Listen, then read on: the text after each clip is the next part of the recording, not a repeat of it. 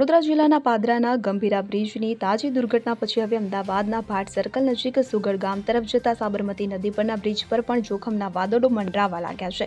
યુવરાજસિંહ જાડેજાએ એક વાયરલ ટ્વીટમાં આ બ્રિજને સમય બોમ્બ ગણાવી, જેનાથી લોખંડ અને સિમેન્ટની જગ્યાએ માત્ર ભ્રષ્ટાચાર જ બાકી રહ્યો હોવાનો આક્ષેપ કર્યો છે। તેમણે તાત્કાલિક સમારકામની માંગણી કરી છે। યુવરાજસિંહ જાડેજાના ટ્વીટ અનુસાર 2022માં અમદાવાદ મ્યુનિસિપલ કોર્પોરેશન અને અમદાવાદ અર્બન ડેવલપમેન્ટ ઓથોરિટી દ્વારા આ બ્રિજના સમારકામ માટે ₹72 કરોડની ગ્રાન્ટ ફાળવાઈ હતી, પરંતુ પ્રશ્ન ઊભો કરતા તેમણે પૂછ્યું કે આ પૈસા બ્રિજમાં ગયા કે ભાજપના ભ્રષ્ટ નેતાઓ, લાંચી અધિકારીઓ અને કટકીબાજ કોન્ટ્રાક્ટરોના ખિસ્સામાં? બ્રિજના તિરાડોની જીલી હાલતને ગુજરાત મોડલની નબળાઈનું પ્રતીક ગણાવી તેમણે કહ્યું કે આ મોડલ માત્ર જાહેરાતોમાં મજબૂત છે, રચનામાં નહીં। સ્થાનિક વાસીઓએ પણ આ ચિંતા વ્યક્ત કરી છે। રોજ 2000થી વધુ વાહનો આ બ્રિજ પરથી પસાર થાય છે। જો આ બ્રિજ તૂટ્યો તો મોટી દુર્ઘટના થઈ જશે હોવાનું એક રહેવાસીએ જણાવ્યું હતું। આ મામલે યુવરાજસિંહ જાડેજાએ ચેતવણી આપી કે જો આ બ્રિજ તૂટીને જાનમાલનું નુકસાન થયું તો જવાબદારી જનતાની નહીં, પરંતુ ભ્રષ્ટ તંત્ર, અધિકારીઓ અને કોન્ટ્રાક્ટરોની રહેશે, જેઓએ લોકોના જીવ પર લાંચની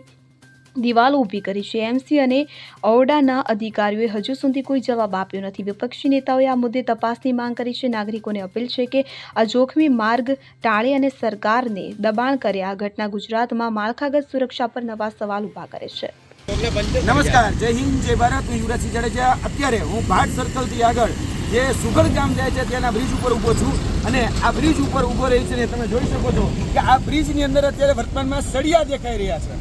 આ જે સળિયા છે, આ જે સિમેન્ટ ઉકળી રહ્યો છે, એના પાછળ લાપરવાહ એ તંત્ર છે, એ જવાબદાર અધિકારીઓ છે, એ કટકીબાજ કોન્ટ્રાક્ટરો છે કે જેના પાપે આજે દુર્ઘટના થવા જઈ રહી છે। અને આ દુર્ઘટના ગંભીરા બ્રિજ પાર્ટ 2 બનવાની ક્યાંક ને ક્યાંક સંભાવનાઓ રહેલી છે। આ બ્રિજ ઉપર જ્યારે અમે ઊભા છીએ તો આ કોઈ પણ મોટું વ્હીકલ નીકળે ત્યારે આ બ્રિજ વાઇબ્રેશન મારે છે। તેની સાથે સાથે આ બ્રિજની ઉપર જે સમારકામ છે એ સમારકામમાં આજે તમે જોઈ શકો છો કે લોખંડના જે સળિયા મારવામાં આવે છે, લોખંડના સળિયા પણ દેખાયેલા છે અને તેની સાથે સાથે આ બ્રિજ ખૂબ જ જર્જરિત હાલતમાં છે। એટલે ગંભીરા બ્રિજ પાર્ટ 2 ન બને એના માટે આ માધ્યમથી સુપર સીએમ અને તંત્રને અમે કહીએ છીએ કે તાત્કાલિક ધોરણે આનું સમારકામ કરવામાં આવે અને આની પાછળ જોવા જઈએ તો આ જે ઘટના છે એમાં ભવિષ્યમાં કોઈ મોટી જાનહાનિ કે કોઈ મોટી દુર્ઘટના બનશે તો એ માનવ સર્જિત દુર્ઘટના ગણવામાં આવશે અને આની પાછળ એ ભારતીય જનતા પાર્ટીના ભ્રષ્ટાચાર, તેની સાથે સાથે કટકીબાજ કોન્ટ્રાક્ટર અને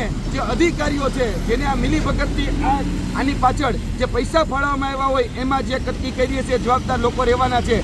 ભૂતકાળમાં 2022ની આસપાસ આની પાછળ કદાચ 72 કે 78 કરોડ રૂપિયા ફાળવવામાં આવ્યા હતા અને ઓડાની જે સ્કીમો છે, ઓડાની જે કહી શકાય કે ગ્રાન્ટો છે, એની પાછળ 2200થી 2400 કરોડની ગ્રાન્ટ આ બ્રિજો પાછળને અલગ અલગ કહી શકાય કે સમારકામો પાછળ વાપરવામાં આવતી હોય છે। તો આ ગ્રાન્ટો નાખવામાં ક્યાં આવે છે?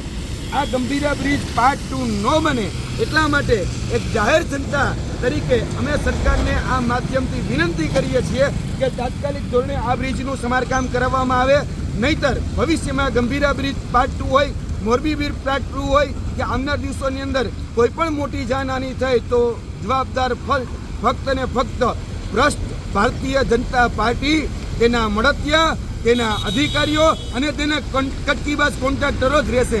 જય હિન્દ, જય Bharat. Bureau report, CN24 news. હવે જુઓ દેશ દુનિયાની તમામ ખબરો તમારી આંગળીના ટેરવે। ઉઠાવો મોબાઈલ અને Google Play Store પરથી ડાઉનલોડ કરો અમારી CN24 ન્યૂઝ મોબાઈલ એપ।